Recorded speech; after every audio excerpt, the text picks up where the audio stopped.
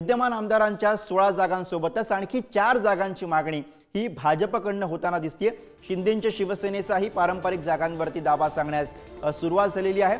बरोबरीच्या जागा मिळण्याचा शिंदेंच्या सेनेचा आग्रह आपल्याला प्रामुख्याने मुंबईमध्ये दिसतोय आणि याच विषयी आपण अधिक बोलूया। पंकज दळवी आपले प्रतिनिधी सोबत आहेत। पंकज, प्रामुख्याने मुंबईच्या बाबतीत शिवसेना असेल किंवा मग भाजप असेल यांच्यामध्ये चढाओढ दिसणार आहे। नक्कीच जागा वाटपावरही चढाओढ सुरू झाली असं म्हणावं लागेल। भाजपनं मुंबईमध्ये जवळजवळ 20 जागा या त्यांच्या असतील अशी मागणी केल्याचं समजतंय।